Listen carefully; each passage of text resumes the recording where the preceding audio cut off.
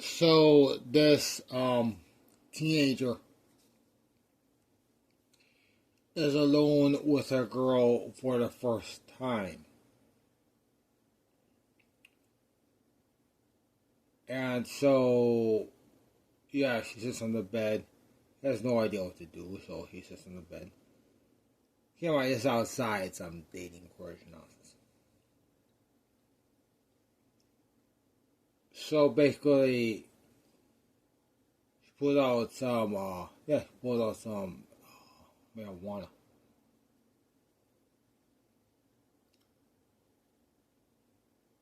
First time will you try it with me?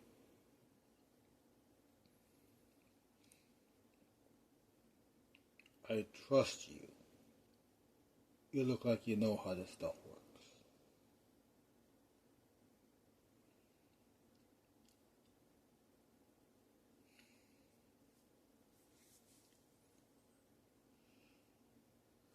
I'm pretty sure that that person had been watching Beavis and Butthead.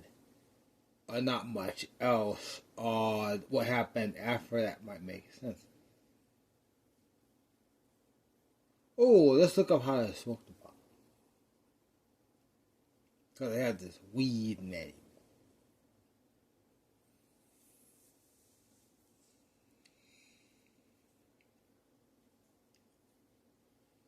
I don't know exactly why some young people would obsess with stuff like growing of a very particular plant. It's hard to know why some people got into that interest group.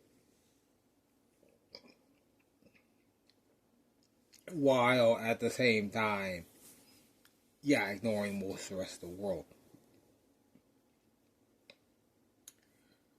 Note that that was the beginning. That was the beginning of the research of the so-called directed advertising. Maybe that had something to do with it. Maybe directed advertising, which started in the primitive web of the 90s, probably had something to do with this and say that.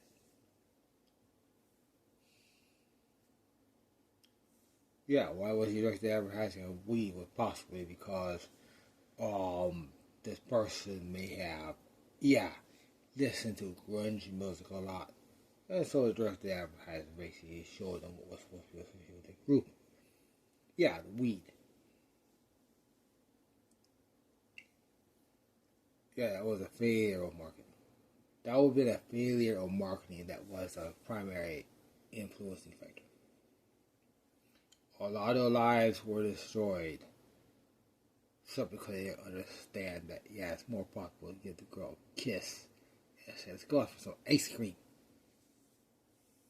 But no, don't mess with this disgusting stuff.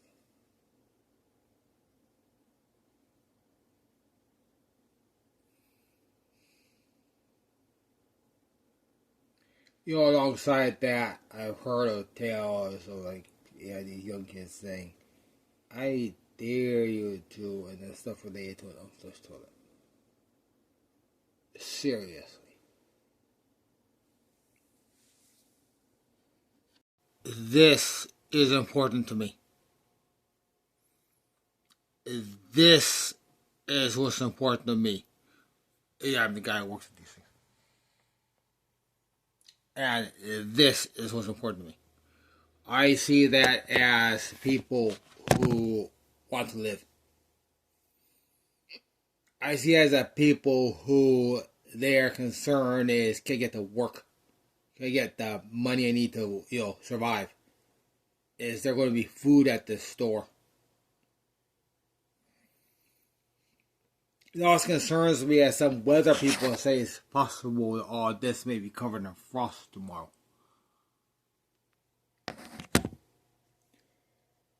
Can these AI systems, possibly have some solution to that problem? Well, at the very worst, they have nothing to say. At the very worst, they simply have nothing to say.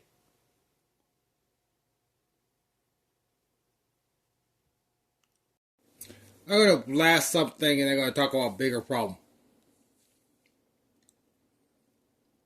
Is this what? Exactly what good would like an every 5 minutes log of what's going on in here do? Or that would be a big, produce a big pile of crap. Just think of how papers with nonsense on it.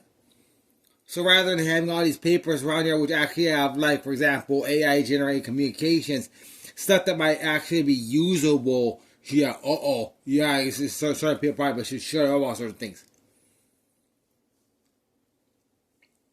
Yeah, because what's a real problem? They want me to produce all this loads, all this paper fodder full of nonsense or full of the obvious.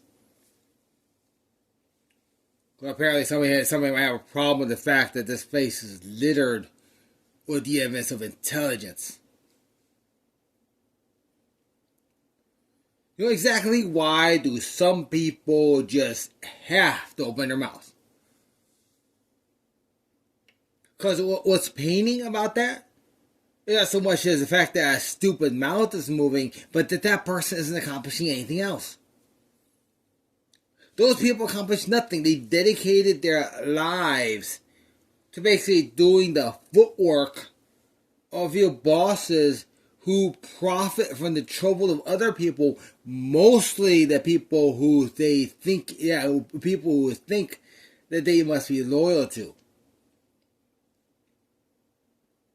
You know, a lot of crap that occurs in publications such as The Sun. That's not the same as, for example, various types of, Farmer's Almanac. And if they're not doing their job, well, that's because nobody wants that anymore.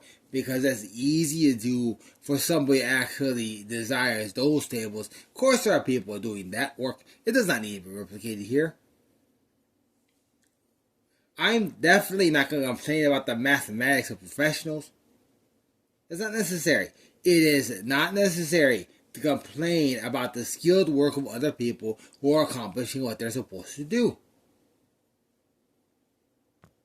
Oh yeah, there is some dull communication here. The thing is, that's why it does no good to detail that. So if you don't see intelligence in this image, you're not entitled to the detail part of it. Seriously, the mere existence of numbers or tabular features or quote-unquote calculation is not evidence of intelligence. Here's a good example of why. Okay, that of course is nonsense right there. The simple existence of math-looking things is only evidence of relation to just numbers and somebody's scribble. Basically the mere existence of this, I just need something similar to this. Probably exists in a book or online or a computer somewhere.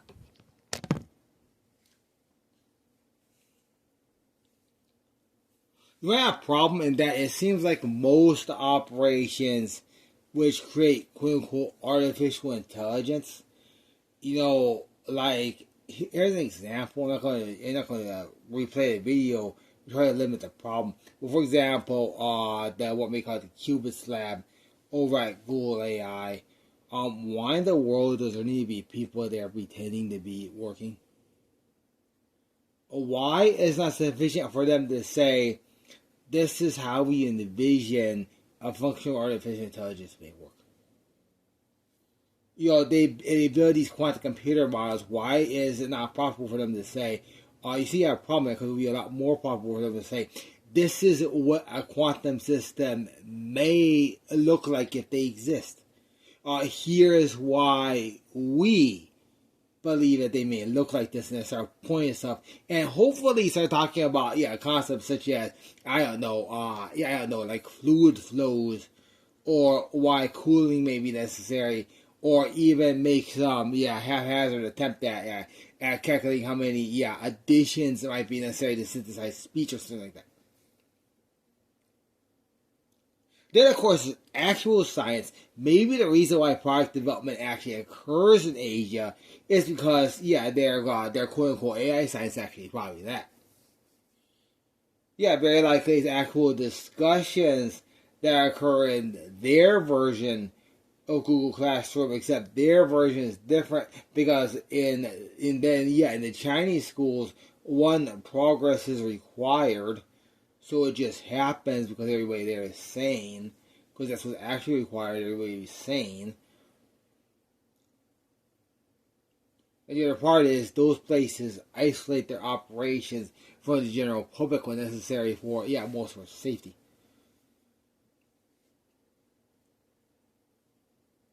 So it's a sad day in America when most of the local populace, especially the church populace, spends all their time looking for ways to change the Christian system that make it necessarily different from this. There is some really bothering things in some churches I see locally. It is based on this. I already stated that nothing here changes the gospel. These don't change the gospel. That does not change the gospel.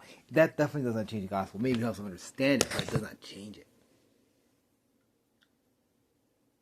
If the gospel is being proven, it's a sad day when people basically try to make church areas anti-gospel.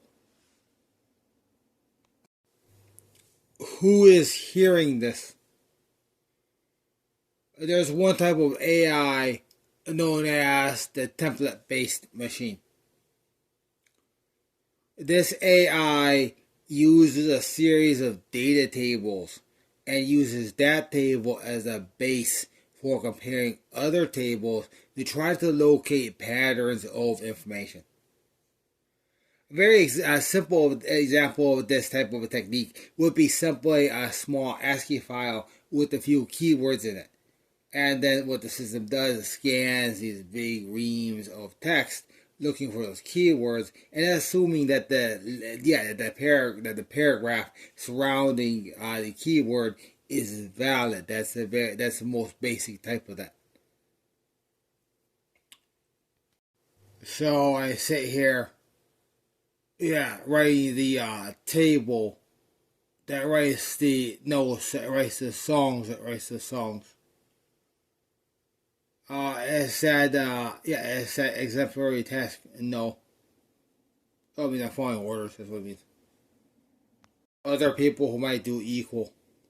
I think of the small team, for example. That services, that pothole. The interstate at 2 a.m. You got the traffic on one side of that. And then they fix that problem. And then 5 or 6 hours later, the cones are gone and the traffic's normal. Most people aren't aware of what has happened. How many people are affected by their work? Let's not be stupid about politics, please. At church, I ran into apparently the best explanation I could find because they didn't want to give me one, obviously. Okay, so a woman says that she wants me to come to her house, look at her computers, and then I echo a statement from my mom, which at the time I thought was correct. I said, God doesn't allow that. God doesn't allow a man and woman to be alone in a room. That never happened to me, so the thing is, I assume that when my mom tells me that, so I say that. Here's what I don't understand. Why was that church unable to say, hey, why do you say that? Can we talk about it? They didn't say that. All basically they started doing is giving me a cold shoulder. So exactly why would a Christian operation be unable to comment on that intelligently? When they start acting like a bunch of robots. Other reason is probably fear. It's fear. Because most of the meaning is obvious. Most of the meaning is obvious. Because the big question is, why is the church so afraid to talk about sex? Why is that a taboo topic? Why is that taboo?